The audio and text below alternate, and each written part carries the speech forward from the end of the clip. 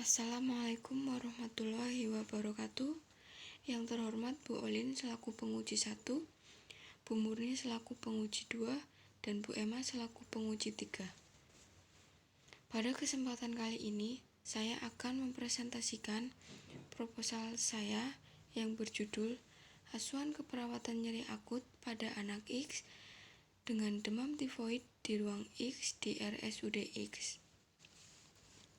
Latar belakang, demam tifoid dan demam paratifoid adalah penyakit infeksi akut usus halus yang disebabkan kuman Salmonella typhi dengan gejala demam lebih dari 1 minggu, gangguan pada saluran pencernaan, dan gangguan kesadaran.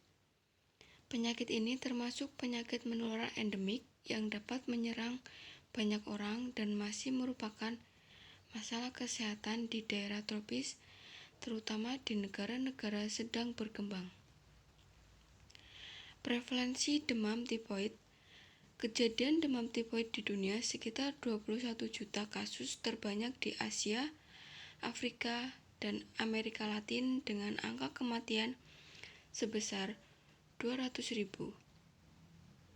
Setiap tahunnya 7 juta kasus terjadi di Asia Tenggara dengan angka kematian 600.000 orang.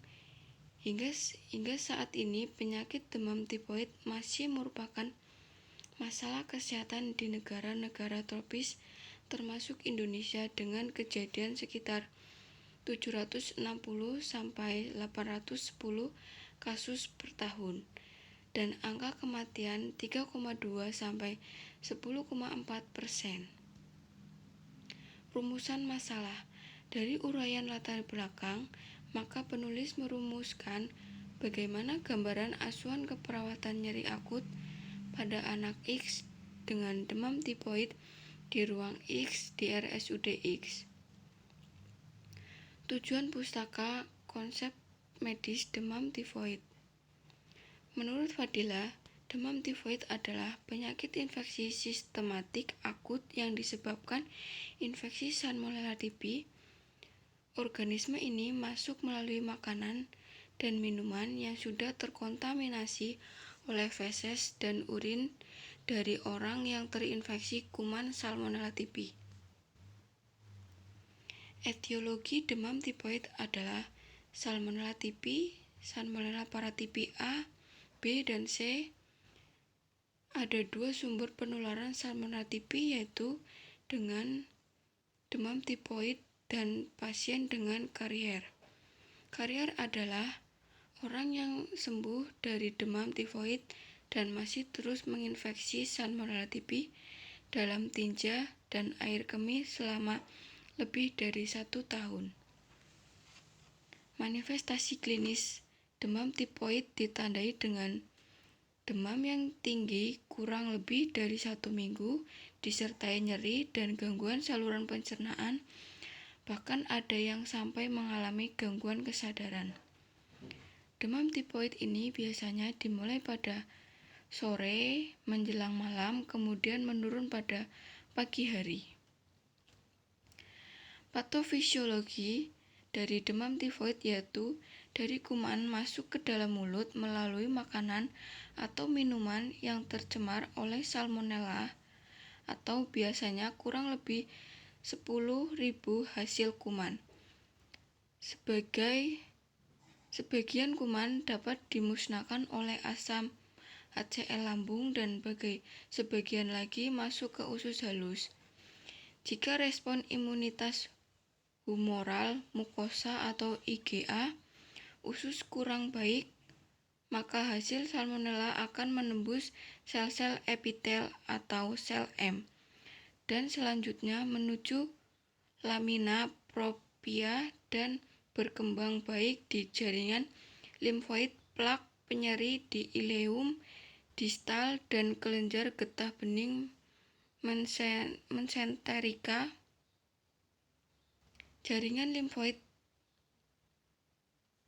plak nyeri dan kejang getah bening mesenterika mengalami hiperplasia.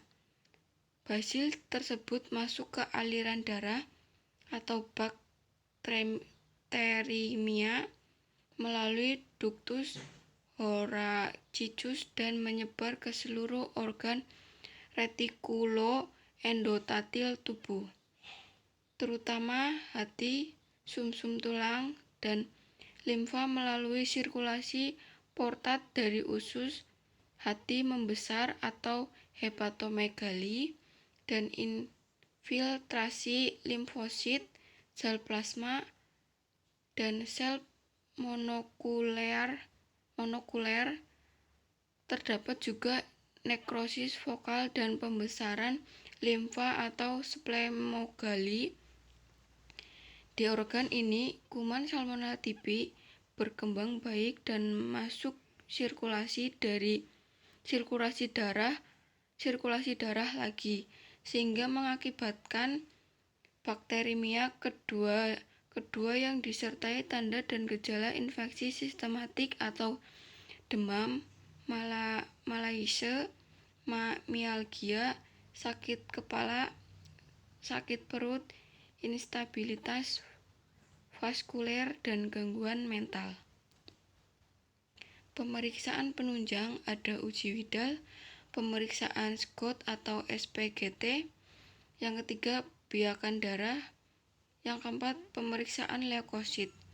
Ada juga komplikasi pada demam tipot, yaitu yang pertama pendarahan, yang kedua perfosi usus.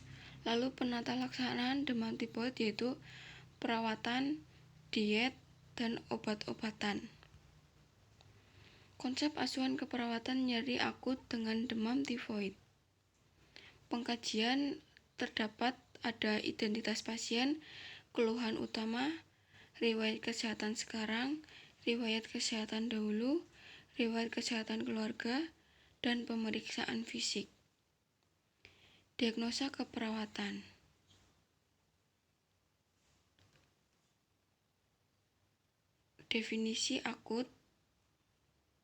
Definisi nyeri akut adalah pengalaman sensori dan emosional tidak menyenangkan berkaitan dengan kerusakan jaringan akut atau potensial, atau yang digambarkan sebagai kerusakan atau internyeri National Association for the Study of Pain.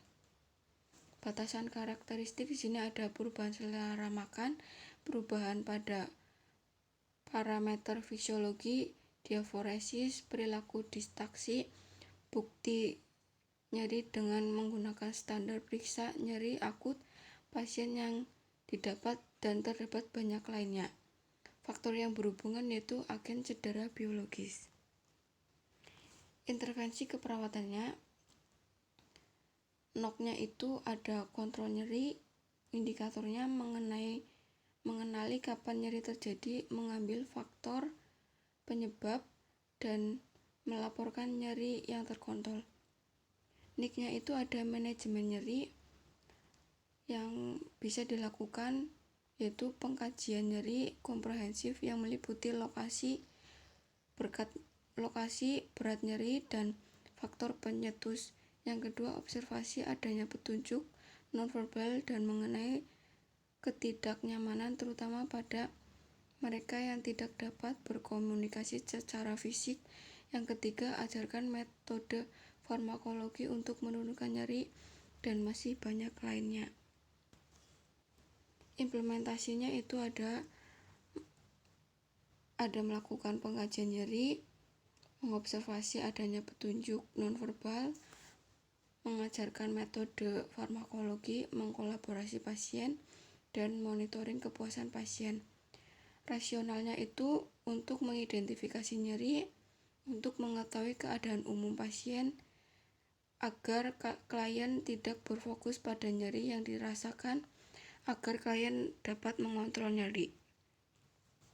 Evaluasinya adalah tahap akhir dari proses keperawatan yang merupakan perbandingan yang sistematis dan terencana antara hasil akhir yang teramati dan tujuan atau kriteria hasil yang dibuat pada tahap perencanaan. Evaluasi dilakukan secara bersinambungan dengan melibatkan klien dan tenaga kesehatan lainnya.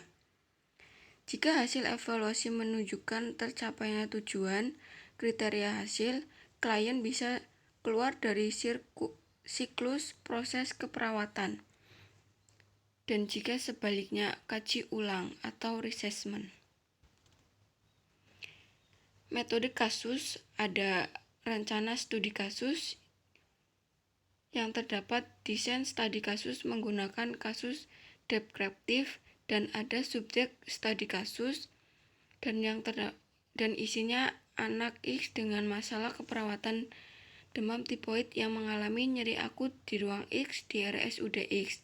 Lalu ada juga fokus studi kasus, yaitu menjadi kajian utama dari masalah yang diangkat. Ada juga tempat dan waktu studi kasus di ruang X di RSUD X tanggal sekian sampai sekian. Metode pengumpulan ada wawancara atau anamnesa, yang kedua dokumentasi, yang ketiga observasi. Dan ada juga pengkajian data, disajikan secara terstruktural atau narasi dan dapat disertai cuplikan verbal.